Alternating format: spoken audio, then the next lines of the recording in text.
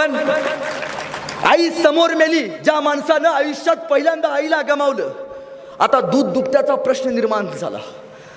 संभाजी महाराजांना दूध पाजायचं कोणी? आई निघून गेले. जिजाऊंनी बैठक बोलवली. कापूरवा गावच्या आजूबाजूच्या गावच्या महिला अशा समोर येऊन बसल्या.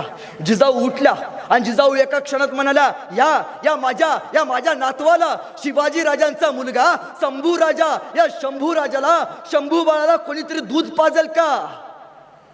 एक महिला उठली, म्हणजे जिजाऊ, मी शंभू बाळाला दूध पाजते, मला एवढं पैसे द्या. दुसरी महिला उठली, जिजाऊ, मी शंभू बाळाला दूध पाजते, मला एवढं पैसे द्या. माग एक आई बसली होती, धाराऊ नाव तिचं, कापूरहोळा गावची. जिजाऊंनी विचारलं, ए धाराऊ, अगं पाजतीस का ग संभाजी राजाला दूध तू? धाराऊ उठली, आऊसाहेब डाकीडा, आऊसाहेब म्या शंभू राजाला दूध पाजतो. जिजाऊ म्हणाल्या, तू शंभू राजाला दूध पाजतेस, मग या दुधाचं पैसे किती घेणार? तशी धाराऊ म्हणाली, आऊसाहेब पोरगा कुणाचा आहे? शिवाजी राजाचा आहे. साहेब, म्या शंभू राजाला दूध पाजले, त्या दुधाचं जर पैसे घेतलं पानात जळलं माझं. आऊसाहेब, म्या शिवाजी महाराजांचा पोरगा आपला शंभू बाळ, या शंभू बाळाला एकही रुपया न घेता दूध पाजेन. आणि इतिहास पुटपुटू लागला. ओट कोरड शंभू बाळाचं, पाना धारा उला फुटतो ग, आणि गरीबाच्या उसरीवरती बाळ शिवबाचा रडतो ग, गरीबाच्या उसरीवरती बाळ शिवबाचा रडतो ग. धाराऊच्या दुधावरती पोचला हा ध्येय अखंड हिंदुस्थानावरती शमशेर चालवायला लागला. बघता बघता संभाजीराजांचं वय वाढायला लागलं. पण शिवाजी महाराज आयुष्यभर स्वराज्याचा संसार करत गेले. शिवाजी महाराजांना जास्त वेळ शंभूराजांना देता आला नाही.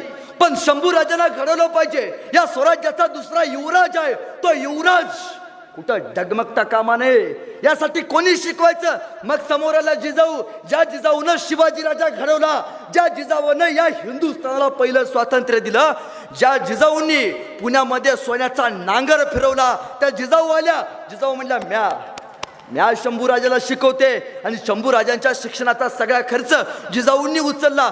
शंभूराजांना 16 भाषा जिजाऊंनी त्यांच्या मार्गदर्शनाखाली शिकवला. हिब्रू येते, पाली येते, संस्कृत येते, कन्नड येते, मराठी येते, डच येते. तसंच नव्हे, ज्यावेळी राज्याभिषेका समयी शिवाजी महाराजांचा एक इंग्रज अधिकारी होता, तो इंग्रज अधिकारी असं म्हणतोय की संभाजी महाराजांनी माझ्या सोबत इंग्रजी मधून संवाद साधलाय, म्हणजे संभाजी महाराजांना इंग्रजी भाषा येते.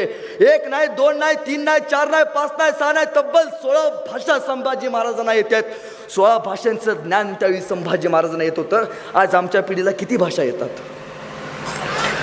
संभाजी राजा फक्त शमशेर नाहीये, संभाजी राजा फक्त तलवार नाहीये, त्याच्या पलीकडे संभाजी महाराजांचा इतिहास आहे. तुम्हाला माहित आहे, त्यावेळी ज्यावेळी लेखणी नव्हती, लेखणीमध्ये मराठी कमी पडत होते, त्यावेळी संभाजी महाराजांनी 4 ग्रंथ लिहिले. बुधभूषणम, नायिका, नखशिका, त्याबरोबर 7 शतक यासारखे 4 ग्रंथ. राजकारणावरचा हा ग्रंथ संभाजी महाराजांनी इथल्या रयतेला बहाल केला. फक्त शिक्षणाची आवड नाही जोपासली बरं का, या माणसानं स्वतःच्या शरीराची आवड जोपासली. संभाजी महाराजांनी ढोल ताशा, संभाजी महाराजांनी तलवार फेक, संभाजी महाराजांनी भाला फेक, संभाजी महाराजांनी तत्काल काळातलं युद्धशास्त्र शिकवलं. तत्कालीन काळात संभाजी राजांसारखा घोडा कोणी चालवत नव्हता. तत्कालीन काळात घोड्याला सगळ्यात वेगवानपणे पळवणारा आणि रणांगणावरती पळत्या घोड्याला डोळ्याची पापणे लवते तोपर्यंत 2 पायावरती गरकरणं वळवणारा, या जगाच्या पाठीवरती फक्त एकच राजा झाला. त्या राजाचं नाव म्हणजे छत्रपती संभाजी महाराज. मग संभाजी महाराज कोणाला म्हणायचं? अनेकदा सांगतो, संभाजी म्हणजे काय? ऐका, संभाजी म्हणजे सईबाईंच्या पोटी जन्माला आलेलं निरागस बाळ म्हणजे संभाजी राजा. सईबाईंच्या पोटी जन्माला आलेलं निरागस बाळ म्हणजे संभाजी राजा. इंग्रज, डच, फ्रेंच यासारख्या अत्याचारांचा कर्दन काळ म्हणजे संभाजी राजा.